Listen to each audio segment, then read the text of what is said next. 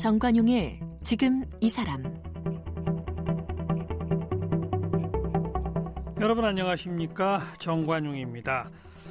우리가 음악 장르 가운데 블루스라고 하면 흑인들의 애환을 떠올리고 뭔가 좀 우울하면서도 끈적한 분위기의 음악을 떠올리곤 하는데, 우리가 알고 있는 것과는 달리 블루스는 이 삶의 희노애락을 끌어올려서 열정적으로 노래하는 그런 음악이라고 그래요.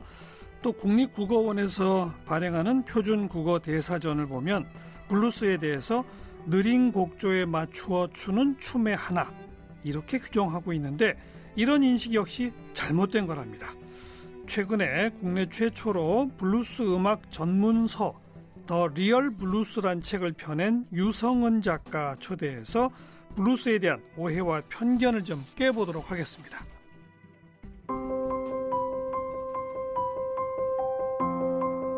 유성은 작가는 연세대학교 영문과를 졸업했고 같은 대학에서 석사학위를 받았습니다.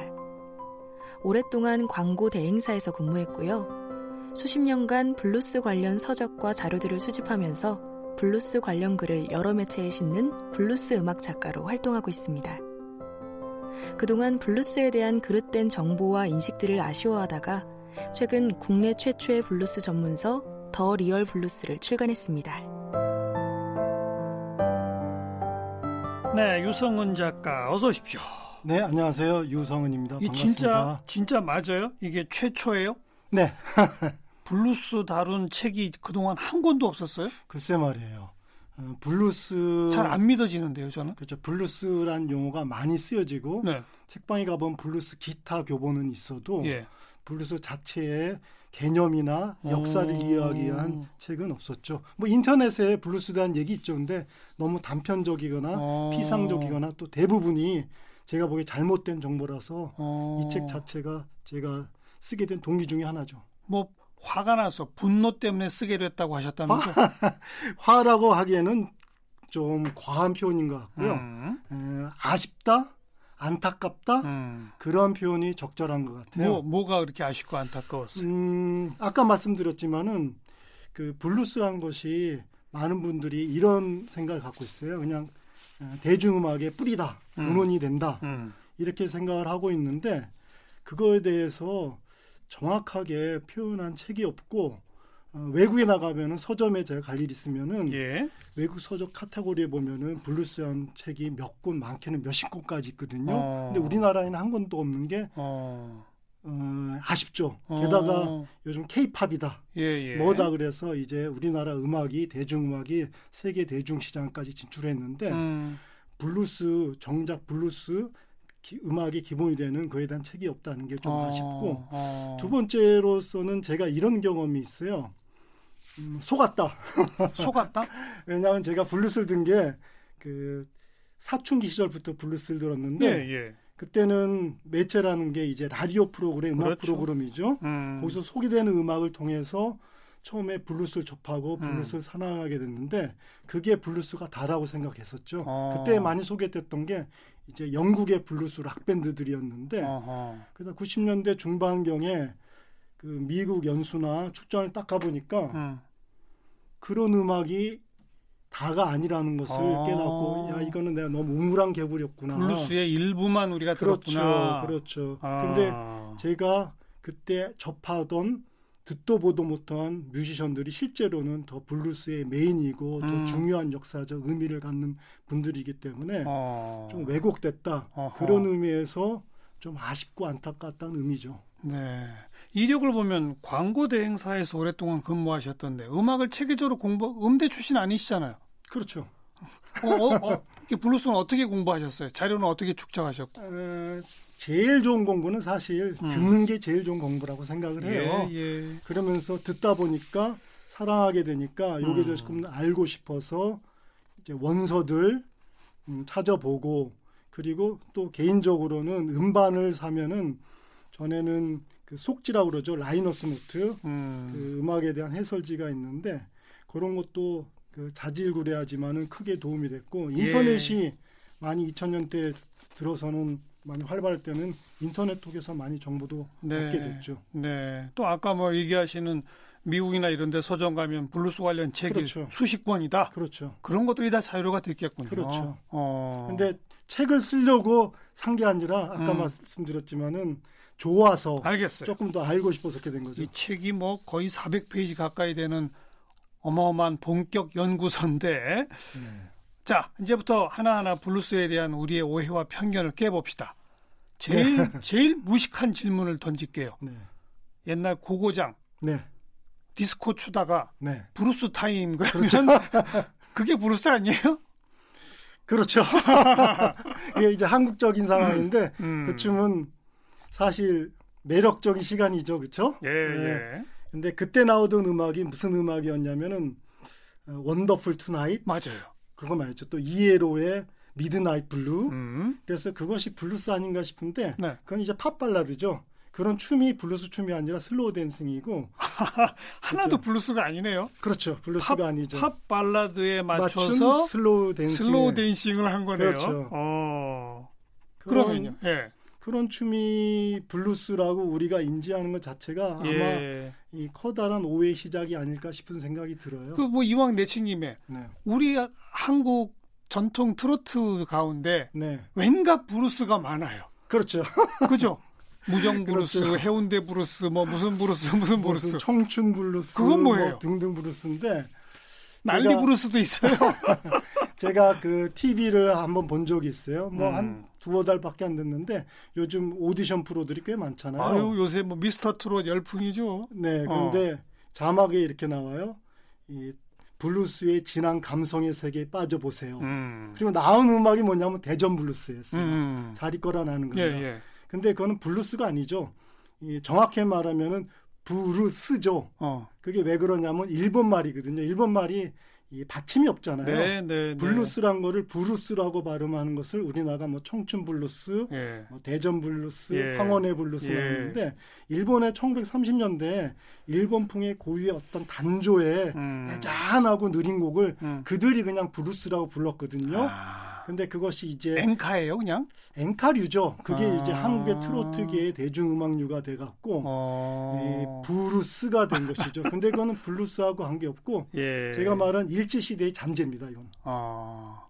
그럼 지금 제가 무식한 질문 2개 던진 건 하나도 브루스가 아닌 거네요. 그렇어요. 근데 우리 머릿속엔 그게 전부 브루스라고. 그래서 큰일 났어요. 아이고. 오죽하면 제가 이렇게 책까지 이렇게 두툼하게 필 정도로 좋아요. 제대로 알린 게 중요해요. 그럼 이제 조금 깊이 들어가면 네네. 서양 음악, 뭐 서양 대중음악 조금 아는 분들이 말하기를 네네. 블루스 하면 흑인 노예의 애환이 담겼다. 네. 그리고 블루스는 기본적으로 슬픔과 괴로움, 고통과 절망의 음악이다. 뭐 이렇게 이야기합니다. 네. 이건 맞아요? 맞지 않죠. 이것도 틀려요? 자, 우선 이런 프레임이 있어요. 흑인한테 쓰여진 프레임인데 블루스는 흑인 음악이다. 흑인은 노예들이다.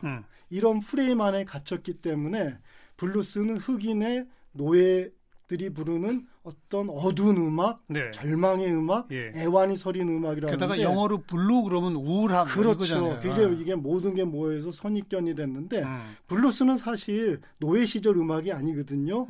인간의 삶에 가장 큰 영향을 미치는 것이 특히 흑인들한테는 노예 해방이었어요. 남북전쟁 후 그때 이제 발생한 게 블루스죠. 예를 들어서 노예 시대 때 블루스가 왜 없었냐면은 낮에는 그 노예주와에서 일하는 그 벌판 농장에서 부르던 게 뭐냐면 노동요죠. 노동요죠. 노동요인데 그거는 이제 생산을 제고하기 위한 노래고 이제 일요일 가면 어디 가냐면 교회 가잖아요. 교회 가서 가면은 흑인 연가를 부르죠.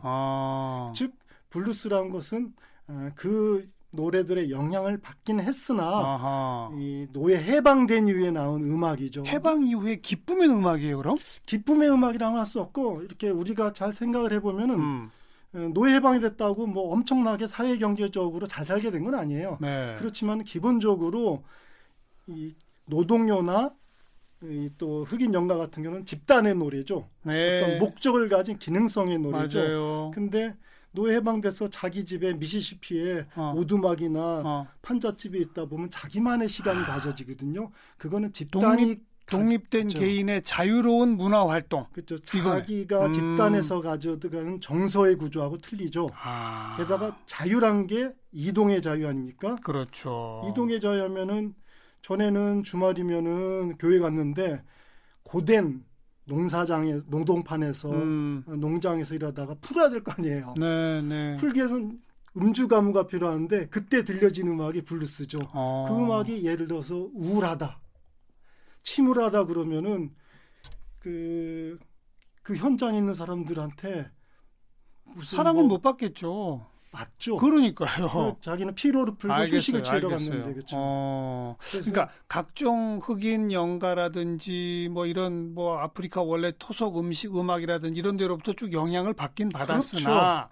그러나 흑인 노예의 슬픔과 애환만 담은 것이 아니고 그렇죠. 자유로워진 흑인들의 개성 있는 음악 이런 삶이 것들. 반영됐죠. 그 삶에는 그런 식을 상징하는 음악 하나 들어보시고 얘기합시다. 그렇죠. 제가 그래서 슬프고 우울하지 않고 다양한 음악이 들어올 수 있다는 것을 머디 워터스의 후치구치맨이라고 골랐어요. 후치구치맨. 60년대 중반 노래인데 시카고에서 그 일렉트릭 블루스란 붐이 불었어요. 2차 세계대전 후에 그 시대의 대표적인 상징적인 노래가 후치구치맨. 한번 들어보고 얘기하죠.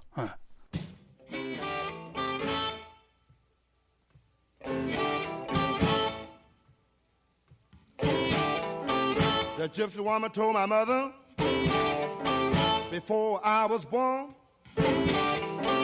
I got a boy child's coming. He's gonna be a son of a gun. He's gonna make pretty women jump and shout. Then the world wanna know what this all about. But you know I'm here. 네, 말씀대로 뭐 템포가 그렇게 빠르진 않지만 그렇다고 막 우울하고 침울하고 그런 게 전혀 아니네요. 비디오 클립 보면은 이런 노래 맞춰서 이제 춤을 추죠. 예. 그러니까 춤곡이네요.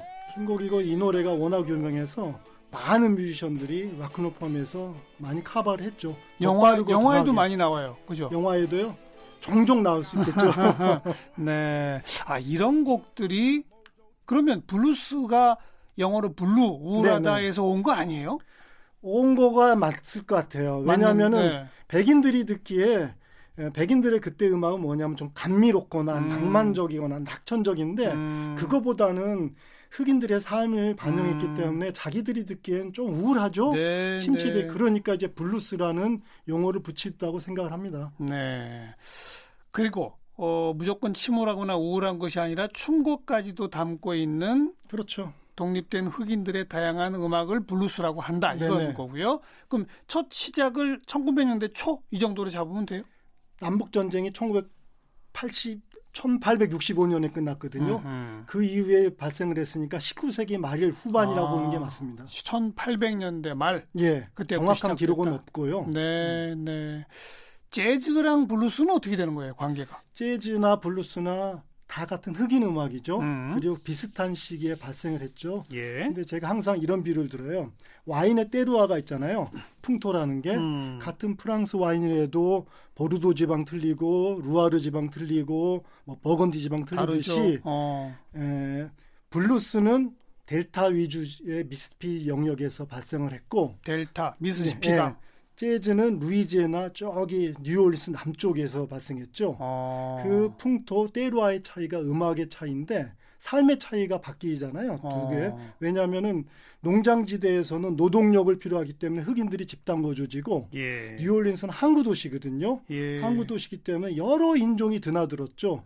프랑스가 사실 한 100여 년 동안 지배했었고 영국, 이탈리아, 뭐 스페인 여러 그 인종들이 드나들었기 때문에 좀 더 유럽 음악의 형식을 많이 받아들였죠. 그래서 악기만 하더라도 블루스 같은 경우에는 노동 현장에서 구할 수 있는 기타라든지 하모니카 정도인데 한국에서는 서양 애들이 쓰던 악기류, 관악기, 브라스 밴드, 게다가 남북전쟁에서 남부군이 패하고 남긴 관악기들 많이 사용을 했고 형식적 면에서 그렇고 또 보컬 측면에서 보면은 벌판에서는 소리를 질러야 되잖아요. 상대방이 들려면. 그러니까 좀 거칠고 강한 보컬이 블루스에서 많고 재즈라는 것은 좀 부드럽고 실내 음악이죠, 그쪽은. 실내 음악 쪽도 많고 그리고 다른 악기들의 배열이 좀 강하죠.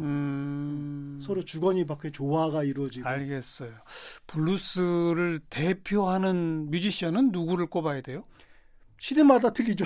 시대마다 틀리는데 역사가 150년 가까이 안팎되기 때문에 누구를 뽑냐 되게 어려운 문제 같아요. 어려운 문제도 에릭 크랩튼은요? 에릭 크랩튼이 백인 블루스맨 중에 하나죠. 그렇지만 우리가 조금 경도돼 있어요. 어떻게 경도돼 있냐면은 음악을 전달하는 전달 매체가 방송인데 방송에서 많이 노출시킨 뮤지션이 에릭 크랩튼이죠.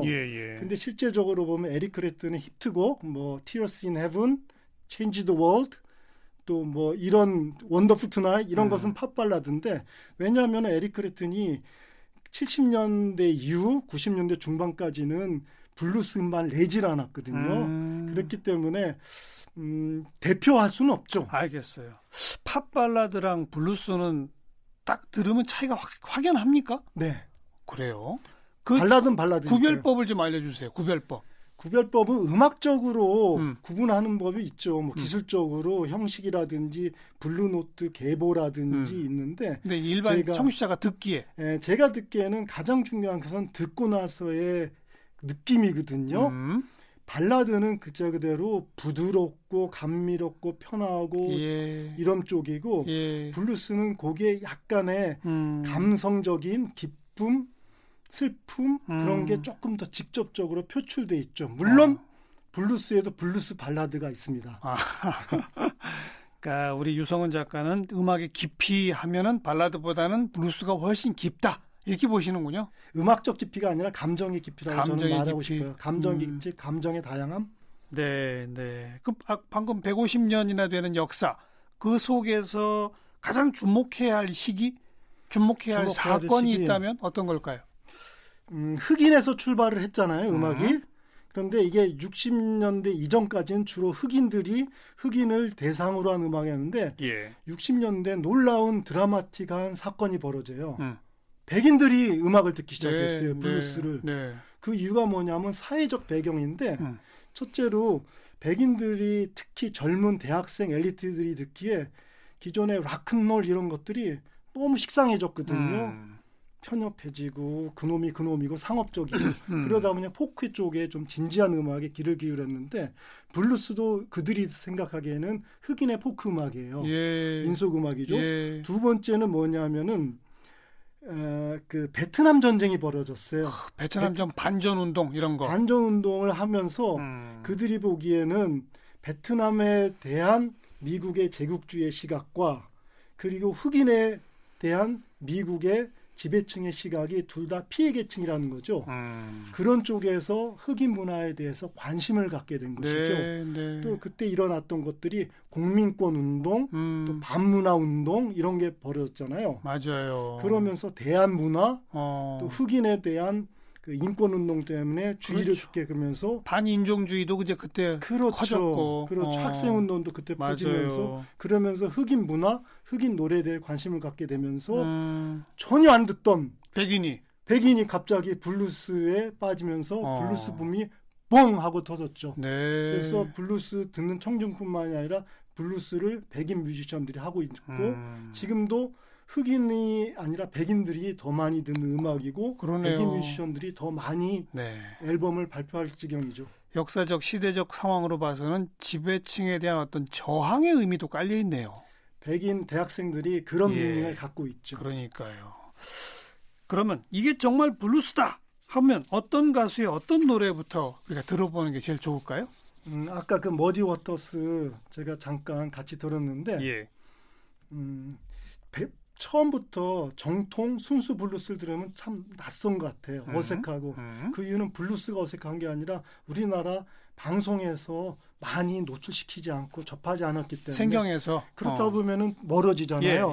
그래서 친숙해지려면 아무래도 아까 말씀드린 대로 블루스를 포함한 블루스 발라드 또 락을 기반으로 한 블루스 락 쪽으로 접근을 하면은 편하게 들을 수 있는 쪽으로 편하게보다도 덜 생경하죠. 가깝게 들을 수 그렇죠. 있는. 그런 곡 어떤 곡 하나 그래서 블루스 락 쪽에서 예. 스티비 레이본의 Pride and Joy라는 곡을 한번 들어보는 게 어떤가 싶은 생각이 들어요. 1985년 중반의 노래인데 네. 제2의 블루스 붐이 아까 60년대 말고 80년대 중반이 불었는데 그 대표적인 스타가 스티비 레이본이죠. 블루스 락이에요, 이건? 예. 한번 들어봅시다.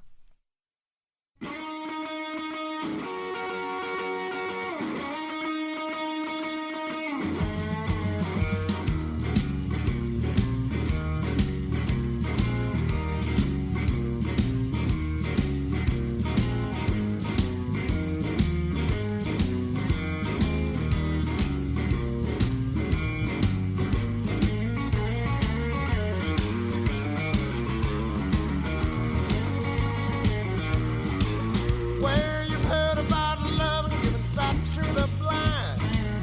My baby loving cause the sun to shine. And she must 오늘 두 곡 지금 조금씩 들고 있는데 기본적으로 이렇게 몸이 춤추어지는 그런 음악이네요. 추는 것도 있습니다. 그러니까 저는 지금까지 블루스 이게 고정관념 갖고 있던 게 여지없이 깨지는 것 같아요. 그래서 일부러 요거를 좀 선택을 했습니다. 우리가 익히 알고 있던 축축 처지는 식이 아니라 템포도 이렇게 좀 빠른 것도 있다. 이런 게 더 많죠. 더 많아요. 계절에죠. 화가 난다면 방송에 화가 난다. 내가 기존 DJ나 평론가들한테 화가 난다. 너무 그쪽으로 입맛을 맞춰주고 좀 이렇게 느슨해지고 레이지한 곡으로만 전부 다 이렇게 편식시켜놨죠. 예. 청취자분들한테 그럼 블루스와 더 가까워지는 무슨 방법이랄까? 지금 말씀하신 이런 조금 우리랑 가까우는 브루스 락, 브루스 발라드 이런 것부터 시작해서 정통으로 가는 게 좋은 거예요? 아무래도 접근 방법이 그렇게 하는 것이 화들짝 놀래서 진료하고 도망가지 않은 방법 중에 하나겠죠. 예. 그리고 일각에서는 블루스는 이미 한물 간 장르다 이런 얘기도 있던데 그 말 들으면 느낌이 어떠세요? 가장 오래됐다고 가장 먼저 죽지는 않겠죠. 물론 블루스 뮤지션은 120년 동안에 많이 죽고 사라졌죠. 하지만 음악 장르가 간다는 것은 가장 뿌리 깊은 음악이 간다는 것은 좀 말이 안 되고 예를 들자면 한물 가는 것들이 있어요. 디스코 음악 이런 게. 그리고 요즘은 또 락도 한물 갔다는 얘기를 해요. 지금 나오는 음악들이 댄스 음악, 아이돌 음악인데 제가 보기에는 그거보다는 더 오래 갈 것 같아요. 왜냐하면은 블루스라는 것은 영어로 from the heart 이런 말을 많이 써요. 가슴에서 우러나오는 소리다. 그것도 우리 일상생활을 접했기 때문에 우리가 기쁨과 슬픔이 계속 있는 한 블루스는 영원할 것이고 비비킹이 그런 말을 했어요. 여러분 잘 아는 사람들이 문제를 가지고 사는 한 블루스는 절대 죽지 않을 것이다. 그 정도로 일상사를 하기 때문에 죽지 않을 것 같습니다. 문제가 있고 기쁨과 슬픔이 있는 한 인간이 존재하는 한 그 본인이 유성은 작가가 가장 좋아하는 블루스 뮤지션은 누군지 만약 무인도에 가는데 내가 음반 딱 한 장만 들고 갈 수밖에 없다 그러면 뭘 들고 가시겠어요? 너무 극단적인 표현인데요. 그거는 이제 스탠다드 곡들이 제일 좋은 것 같아요. 즉 들어도 질리지 않는 곡들이 저는 누구나 다 블루스 매니아들이 꼽지만은 로버트 존슨 곡을 가져갑니다. 로버트 존슨은 전설적인 인물이죠. 대중음악 사상 가장 전설적이고 신화적인 인물인데 우리가 언제 활동한 사람이에요? 1935년 6년에 녹음을 했어요. 그 컨츄리 블루스라는 게 있습니다. 통기타로만 한 블루스인데 컨츄리 블루스를 완성시키고 그리고 모든 뮤지션들이 현대 뮤지션들이 다 영향을 받았다고 얘기를 해요. 밥 딜런, 아까 말씀드린 에릭 크랩톤 등등해서 그 영향권에서 벗어날 수가 없죠. 우리가 어디 다큐멘터리나 영화 이런 거 보면은 교차로에서 영혼을 판 대가로서 음악의 어떤 기술이 늘어났다 이런 얘기만 하는데 그 인물이 바로 로버트 존슨이에요. 그렇기 때문에 생전에 29곡밖에 안 남겼는데 그 29곡이 다 명곡이 되고 수없이 커버되는 곡들이죠. 그러니까 1800년대 말부터 시작된 블루스 초창기의 완성본이군요. 그렇죠. 그리고 나서 이제 머디 워터스 같은 일렉트릭 블루스로 넘어갔죠. 알겠어요. 그 로버트 존슨의 곡 하나 마지막으로 들으면서 오늘 인사를 나눌까요? 어떤 곡을? 아까 크로스로드 말씀드렸는데 교차로. 그것을 상징하는 크로스로드 블루스라고 있습니다. 그래서 크로스로드라는 것은 하나의 그 심볼릭 단어가 된 것 같아요. 미국 문화에서. 그래서 크로스로드라는 게 많이 반복되는 용어 중에 하나입니다. 왜 그럴까요?